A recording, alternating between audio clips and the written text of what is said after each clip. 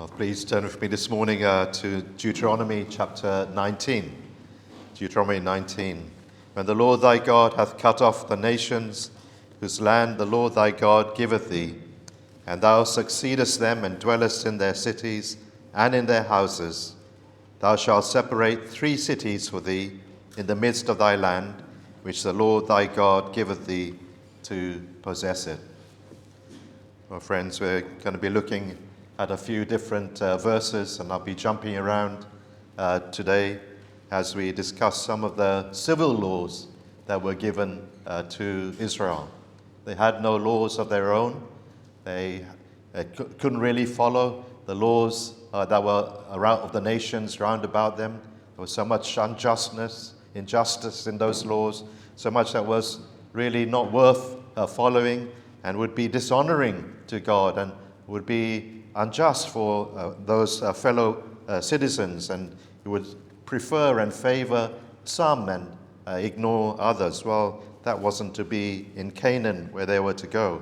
So God is going to give them a new set of laws, and we'll be looking at just a few of them. We haven't got time to look at them all. There are just quite a number, but each of them is really so helpful even to us today. Last week we had the state opening of Parliament, and King Charles III, well, he gave his first King's speech. And the speech, of course, is written for him. It's not really his own words. But in it, he outlined 21 bills that the government is hoping to put into law this coming Parliament term. And each of that particular speech had different themes to it. Growing the economy is a big theme every time. Strengthening society was another theme with a number of bills to it. Interestingly, one of the bills within this category was bringing in football regulation. Well, I'm not sure how that strengthens the society, but maybe they have something in mind there. Keeping people safe. Well, that's another theme that they had.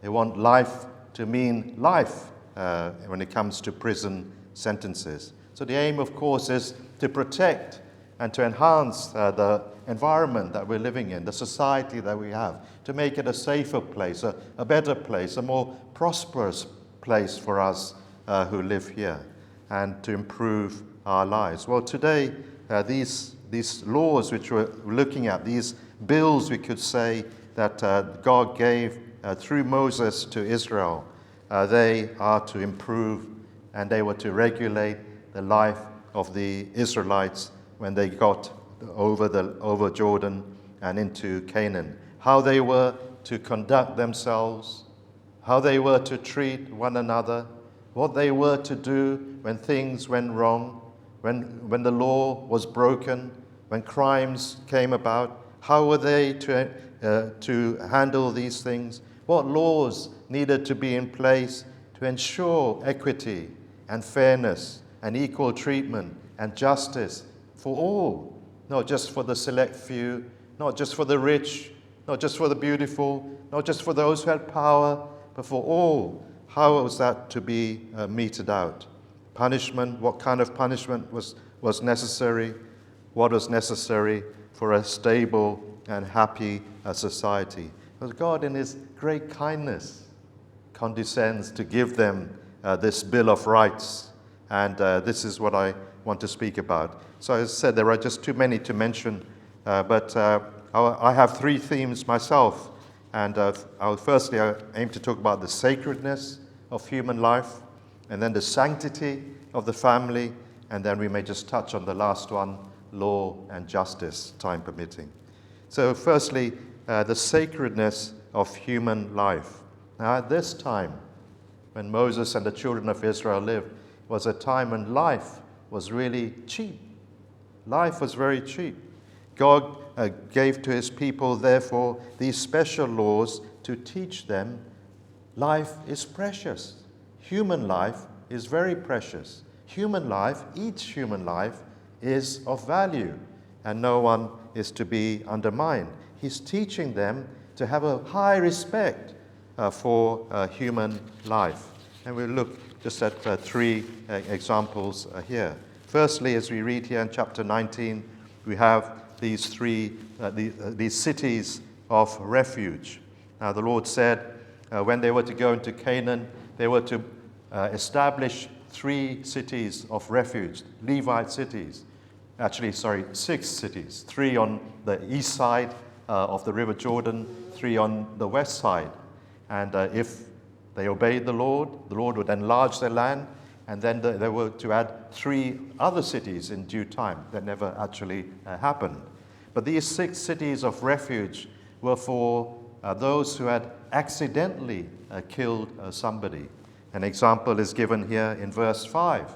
A man goes into a wood, he's chopping down trees in the forest, he's going about his work, he takes a swing back, the axe head comes off the handle and flies through the air, and it strikes one of his fellow workers and kills him. And it's a fatal accident, but he never meant to do it. It was a purely accidental incident. And so what does he have to do? Well, he has to run. These cities are provided for him to run to for safety and for protection. Because hot on his heels, once the family member of that deceased person found out that his relative had died, he would want vengeance. He would be chasing after this person who had killed his relative. And he wouldn't be satisfied until he had actually carried out, he executed his sense of justice. But so a safe haven is provided for this manslayer to run to. He didn't mean to do it. It wasn't a planned, a premeditated murder, killing. It was something that just happened in the course of life. And so his life needs to be protected. He doesn't deserve to die.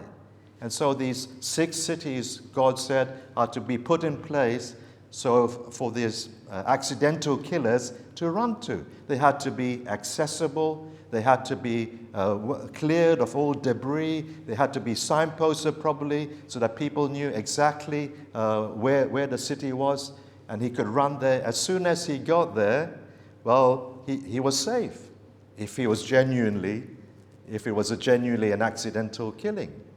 Because when the pursuer, the avenger, would come to the city, well, an inquiry would be made. The judges would have to decide. They would have to check all the evidence. What really happened? Is this really an accidental killing, or was this a deliberate killing on their behalf, by this man? And if it was as an accidental killing, as in this case, well, the manslayer was allowed to stay in that city of refuge. The avenger of blood couldn't touch him. But the manslayer was restricted in his movements. He had to remain in that city of refuge. He couldn't go out of it, a kind of limitation there on his movements. So protection is given to this person. His life is preserved from the hot vengeance of man, even the vendetta feeling that he would have within him. And it's an expression of God's kindness and of true justice. God is protecting the innocent person. Now, what about if it was deliberate? What about if it was no accident, but something which was premeditated? Well, the verses go on to tell us that his life wouldn't be preserved. He had no safety in that particular place, in that particular city, but he would lose his life. Verse 11, if any man hate his neighbor and lie in wait for him and rise up against him and smite him mortally that he die, and fleeth into one of these cities, the elders of his city shall send and fetch him thence and deliver him into the hand of the avenger of blood, that he may die. Thine eyes shall not pity him, but thou shalt put away the guilt of innocent blood from Israel, that it may go well with thee. The punishment for deliberate murder was the death penalty. And it may seem severe to us, but that's what is right. It was life for life. The punishment must fit the crime. The punishment in the Bible is never disproportionate. It's never disproportionate. It's always fits the crime. Life for life, eye for eye, tooth for tooth. To take a life is a huge thing. To take the life deliberately of somebody who is made in the image of God, who bears the resemblance of God in so many different ways. Well, that's a huge thing. And so the one who has killed another with intent, he must lose his life. Now, some of these laws, or rather the punishments that we will see and come across, they seem very severe. And for us in our day generation, we think it's a bit over the top. But we have to remember Israel was a very privileged nation. God dealt with Israel as he dealt with no other nation. And so more was expected of them. But also these were abominable crimes, and they deserve to be punished in such a way. God is a God of justice. He never does anything unfairly. Furthermore, the land had to be preserved and kept holy because from it the Messiah would be coming. And so there was that was necessary as well. But also, friends, it would act as a deterrent. When people would hear what had happened to this deliberate murderer, well, they would fear, and they would take note, and they would be apprehensive about doing such a thing themselves. They would think twice before they carried out such a similar act. Today, what happens? Life is cheap, isn't it, today? Life is cheap.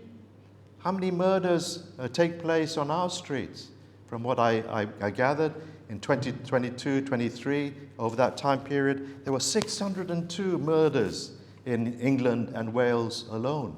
Thousands in America over the same period. But in our country as well, 602 people have lost their lives.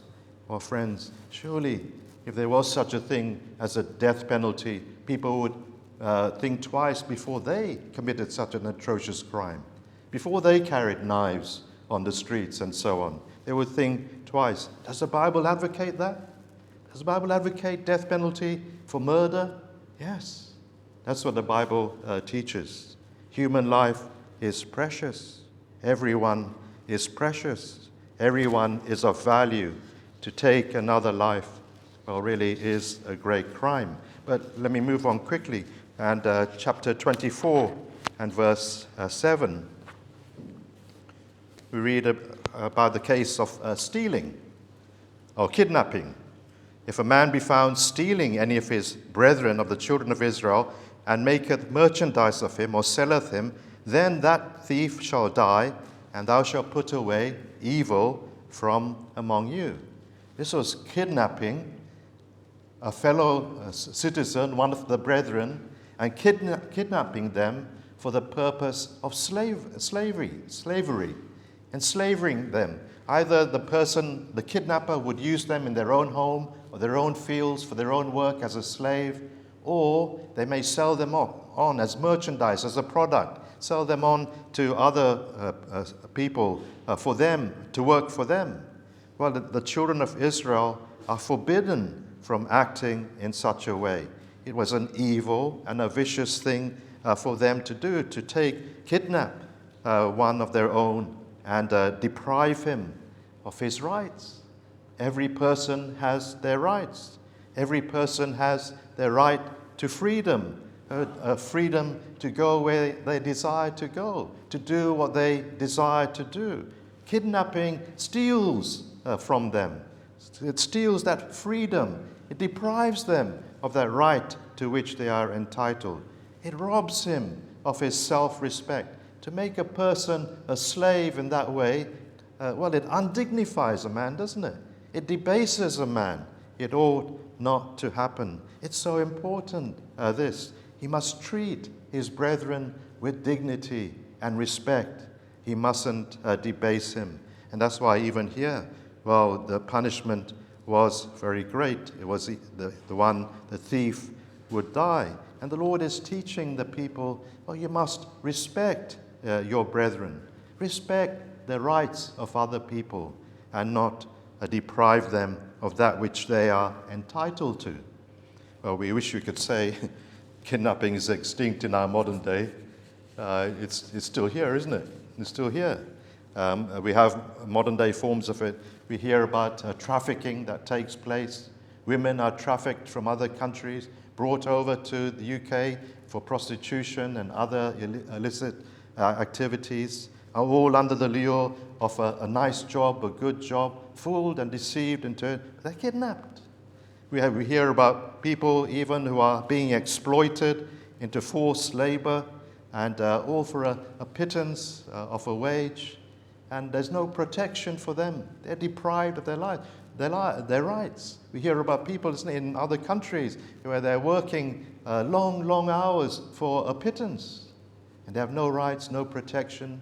Well, God cares about such situations, friends. And here, this is all brought out in this case about kidnapping. But then back to 23 and verse 15. We read a little bit more about a runaway slave here. If a runaway, thou shalt not deliver, beg your pardon, get it wrong. Chapter 23, verse 15. Thou shalt not deliver unto his master the servant which is escaped from his master unto thee. He shall dwell with thee. Well, this is the case of a slave who has run away from his master, and he's run to a safe home, another person for protection and for safety. And the owner of that house, the master of that house, he mustn't send this slave back again to his master. Now, the first thing that may come to your mind is you may think, well, that seems very unjust. Why should he keep? It would be unfair for him. It's not his slave, it's not his servant. He should return it to his original master. If this was the case for every slave, then all slaves would run away to another master for a safe haven. But the issue here is that this particular slave was being cruelly treated. He was being harshly treated. Perhaps there was violence there, and the master was being brutal with his servant. And he's running perhaps to escape for his life. And so it would be wrong for the home that he runs to, the master of the home that he runs to then send him back into such a precarious position. It would be wrong and unjust for him to do it. He mustn't do that. It wasn't open to all slaves to run away, but those who are running away from somebody who was very cruel, excessively violent. To return such slaves to their master, well, would make that person an accessory to the butchery and the violence that he would have to endure. Now, friends, at this time, slavery was not outlawed, but slaves were to be treated humanely. God hates slavery. And God, we believe, brought it to an end at the right time. There is no place for slavery at all. And we look back with disdain at the slavery that's taken place in the past. But at this time, the Lord, while he didn't deal directly with it, he did put in place, as we looked not so long ago, how slaves should be treated. And slaves were to be treated humanely.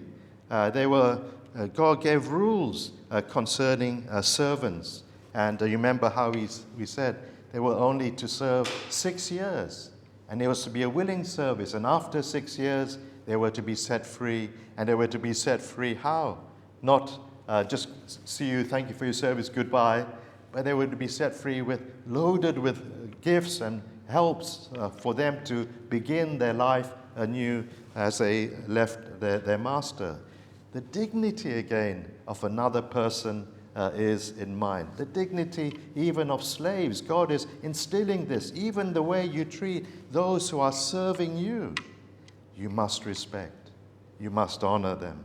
How kind God is to think on these terms even. Well, that's about the sanctity of life. But secondly, let's consider the sanctity of the family and how important this is also for our day and generation. Marriage, as we know, is the oldest institution on earth. And how thankful we are to God for it. The family so precious. The family is the bedrock of society.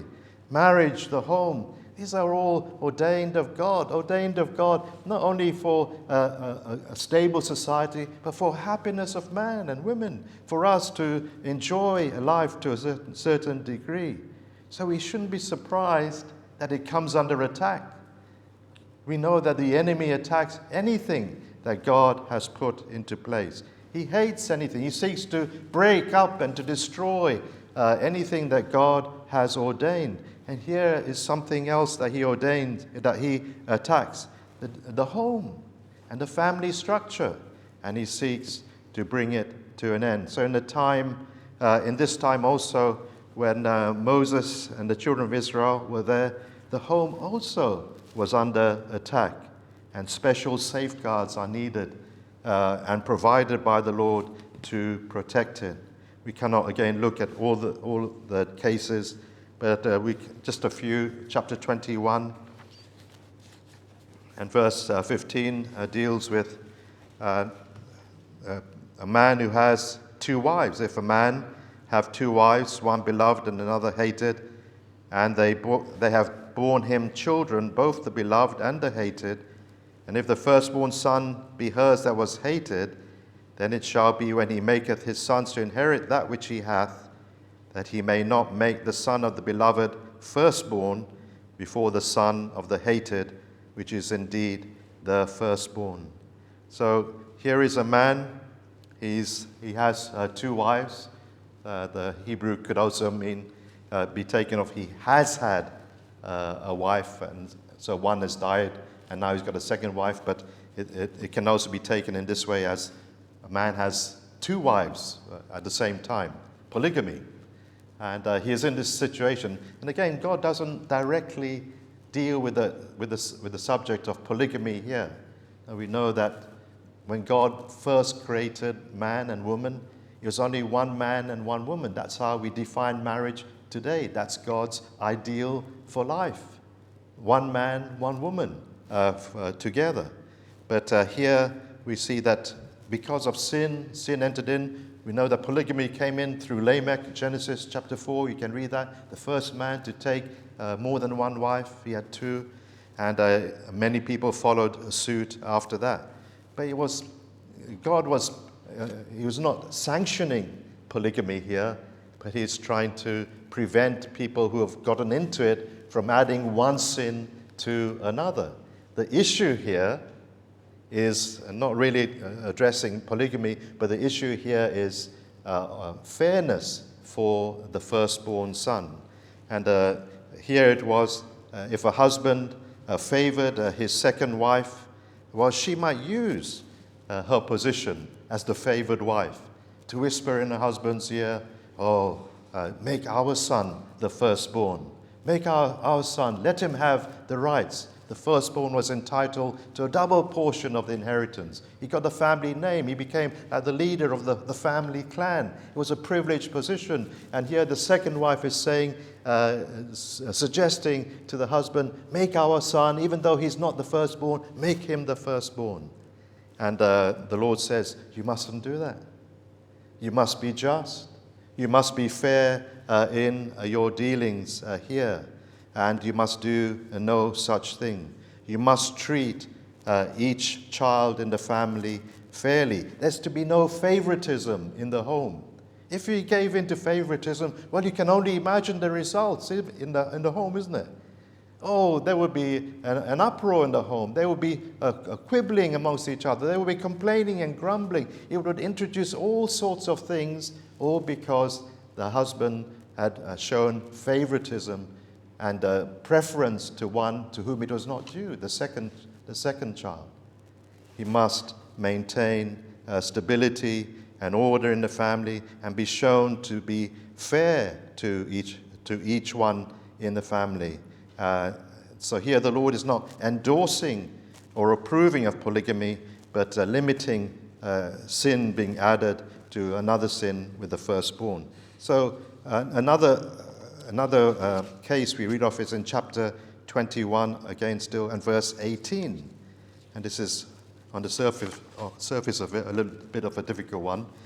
verse 21, verse 18, if a man have a stubborn and rebellious son, which will not obey the voice of his father or the voice of his mother, and that when they have chastened him will not hearken to him, then they were to bring him to the elders, and there they would be punished by the elders and punished with death if everything was found to be true. Now, this sounds very, very harsh, isn't it? After all, which son hasn't been rebellious to some degree? Every son, every one of us would have had to be put to death. There wouldn't be very many of us, not many goody boys who would survive if this were just a general rule for every single infringement in the home. But no, something more to it. Must be something more. So we need to look a little bit closer, a little bit deeper at what's happening here. And you can see as you read on, firstly, this was not just a young boy. It was not a young child. This was more likely to be somebody who was mature, somebody who was a young adult, or perhaps a little bit older even, because we read of him that not only was he rebellious and wouldn't obey their parents, but verse 20, he was a glutton and he was a drunkard. So he must be somewhat older. But then also you see the father and the mother, they've tried everything to turn his life around. They've tried to persuade him. They've tried to correct him. They've tried to discipline him. And nothing's worked. He's still carried on in that same rebellious way. And then you notice as well, when this rebellious child is brought before the elders, the father and the mother both bring him. It's not just the father alone who's had enough. The mother as well. You know, the affections of a mother for her son, they're very difficult to break. And so for her to go on to bring her own son and say he doesn't deserve to live anymore, he needs to be punished and put away, well, that was a big thing. That was a huge thing for her to say. But even then, the elders of the city still had to do their investigation and find out what is right and what is not. Is it true that he is really as bad as they make him out to be? Well, I'm sure his reputation would have preceded him. And he would be known to be a drunkard and a glutton to others. And if it was truly so, well, he would have been stoned to death. But friends, verse 21 suggests to us that it was a rare thing. It hardly ever happened. The Jews actually said it never happened. It was never implemented. But it must have been a rare thing if it was, because the Lord says there, so shall thou put away evil from among you, and Israel shall hear and fear. It's not something that they were used to hearing. Oh, we heard that all the time. Oh, this is news. This is news. And that would stir them into thinking, and it would prevent again. It would act as a preventative to other young children to not be rebellious to their parents in their homes. Other sons would hear and would be afraid to follow, and society is protected. Society is kept. Friends, we often think today our lives as individuals, they don't make any difference. It's just me. I'm responsible for my life. I'm responsible for my family. It doesn't really affect anyone else. Doesn't this verse teach us as well that our individual actions have an impact on the society in which we live, and whether we are contributing to its peace and safety? Well, here also in the home, these rules are put in place for the peace of the home and the peace in society.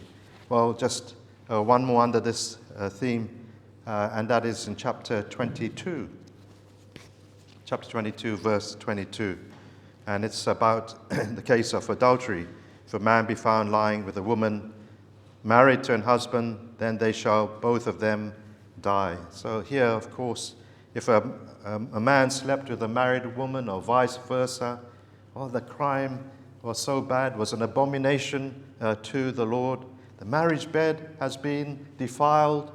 God hates adultery, and he has said, even in Hebrews, that he will judge adulterers and adulteresses. So it's the contract here between the husband and wife has been violated. The marriage bond has been broken because a third party has come in.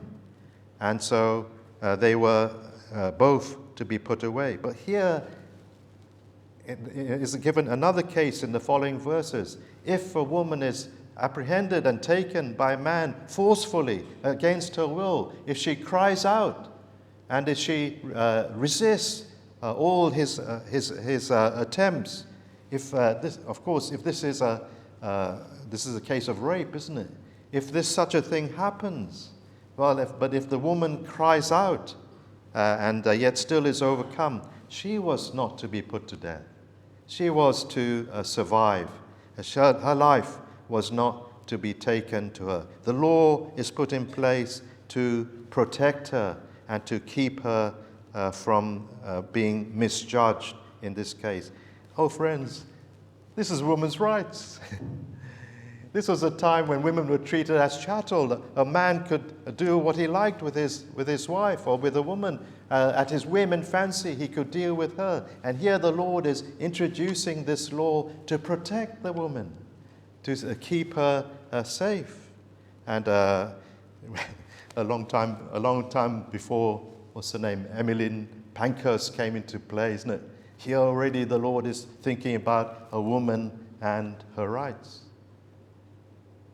I think today we need an Eric Pankhurst, because I think sometimes we've gone the other way and a woman's rights are very much protected in many ways, but a man's rights are being forfeited. A husband is losing a right to see his children when he's entitled to see his children, and so many other things.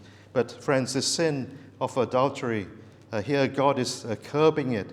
And the sin really today, isn't it, is so widespread amongst us. Adultery is promoted on the media, is made to look as fun, made to look as an excitement. It's not seen as sin. It's not seen as for the abominable act that it is. So it is something that is to be avoided by us all. There is forgiveness. If a person has fallen, if a believer has fallen into it, there is forgiveness for that person, but it is still an abominable thing. Now, let me close very quickly with this final point, and that is reverence due to law and justice. And one more scripture, and then we'll finish. Chapter 16 and verse 18. Judges and officers shall thou make thee in all thy gates, which the Lord thy God giveth thee throughout thy tribes, and they shall judge the people with just judgment. Justice, it must be impartial. That's what's in mind here. This Bill of Rights, well, it had at its very center the concept that all the members in the nation of Israel were equal before the law. And therefore, each one could expect equal justice, regardless of their status. Verse 20 says, that which is altogether just shalt thou follow. That is, justice and nothing but justice is to be meted out to those who come before the judges. That's God's will for the nation. That's God's divine ideal for all nations. And it's so much like God. God is no respecter of persons, and the judges were to be no respecter of persons. In those cases that came before them, well, these local judges were to show no favoritism, to accept no gifts, accept no bribes from them. They were not to pervert the course of justice, just give favors to those who gave them financial gifts or other gifts, or those who were their friends or family members. That was not to happen. Justice had to be impartial. They had to judge righteous judgment. Well, unfortunately, there have been great miscarriages of justice down through the time, isn't it? What's the greatest miscarriage of justice that there's been? Oh, friends, it's the mock trials, it's the sentencing to death of that innocent person, the Lord Jesus Christ. That was the greatest injustice of all time, when he who had done no sin, he who had done no wrong, didn't deserve to be arrested, didn't deserve to be accused, didn't deserve to be mishandled and roughed up and beaten as he was, didn't deserve his sentence. Everything was so unjust about everything that happened to him. He was the just one. And yet he is treated unjustly by the elders, the Sanhedrin, and then by Pilate, who also out of favor, because he was afraid of losing his political power and position, he knew he was innocent. He knew that he was a righteous man. And at one point he wanted to set him free, but his desire to retain his position meant he agreed to have Christ crucified. The most wicked resting of judgment that there has ever been, when Christ was placed in the hands of wicked men. And that's what happened, an unjust thing. But friends, justice must be impartial. Oh, friends, you can see other cases here. The innocent person is innocent until proven guilty. If a local court couldn't decide, or somebody was unhappy with an outcome, they could appeal to a high court. All these things that we have in our law today, they're already here. They're in the Bible, and you can see them for yourself. Well, friends, I hope it's not been tedious for you to hear these things, but I want you to see and capture a little bit of the kindness of God in giving us these laws, and of the great concern that we should have for one another, to treat one another as the Lord would have us to treat, treat each other equally and in a humane way and in a dignified way. This is so important. This is the God of the Old Testament. This is the God of the Old, the same as the God of the New. The God of the Old Testament, he's a harsh God, he's an angry God, he's a cruel God, people tell us. No, he's not. He's a God who cares on a very down-to-earth way about what's happening with us and how we're dealing with us. And so he puts these laws into place to help us to deal in a kind way with each other. Well, let's close by singing our final hymn. Number 119, part 9. My life was fashioned by thy